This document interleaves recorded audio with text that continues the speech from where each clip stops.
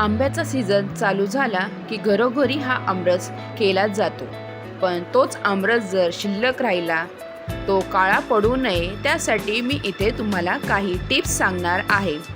चला मग आज आपण आमरसाची रेसिपी बघणार आहोत. मी इथे 4 हापूस आंबा घेतलेला आहे.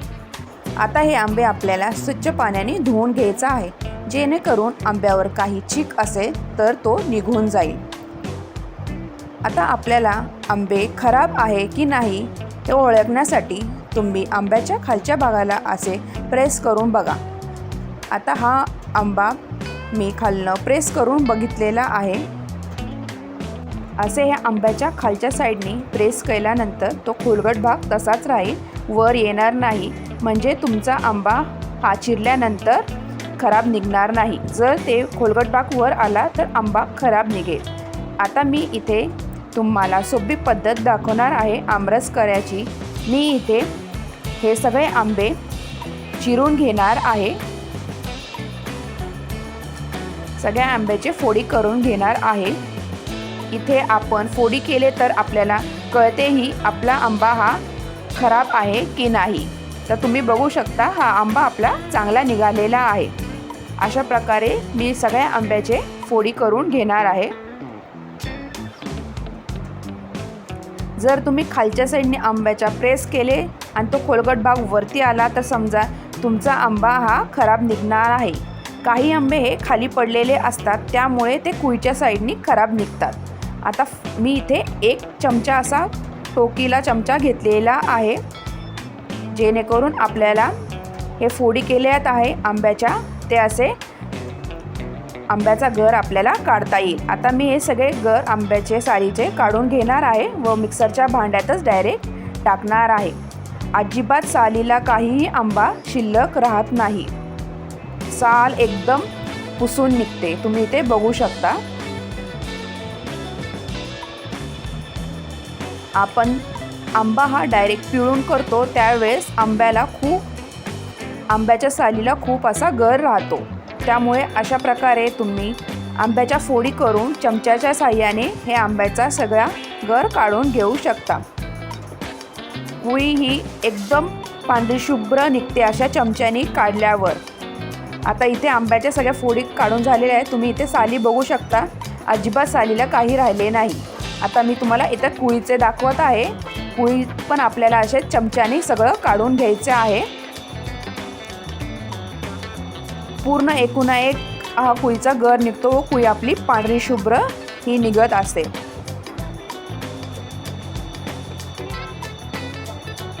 तुम्ही इथे बघा, एकदम पांढरी अशी ही आपली कुळी निघणार आहे. आपल्याला हे कुळी साली वगैरे धुवून घ्यायची अजिबात गरज पडणार नाहीये.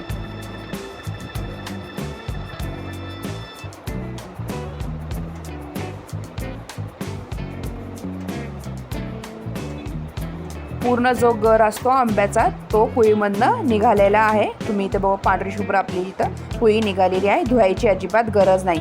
आता इथे आपले सगळे आंब्याच्या फोडीचा गर काढून झालेला आहे. आता त्याच मिक्सरच्या भांड्यात तुम्हाला जसा साखर हवी आहे तशी तुम्ही टाकू शकता.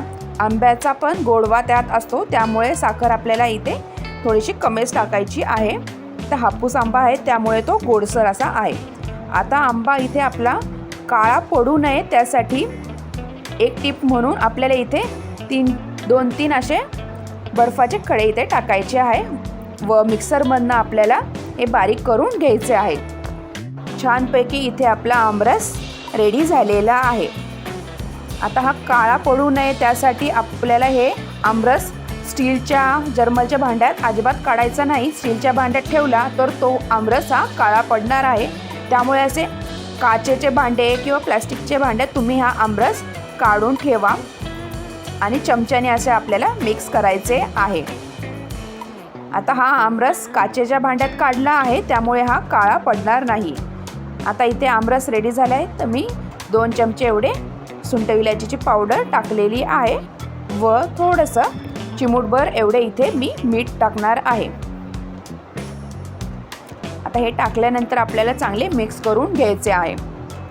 जर तुम्ही ह्यामध्ये दूध आधीच टाकले तर हा थोडासा काळा पडतो आमरस, त्यामुळे आपल्याला दूध हे खायच्या वेळेस तुम्ही दूध टाकले तरीही चालेल.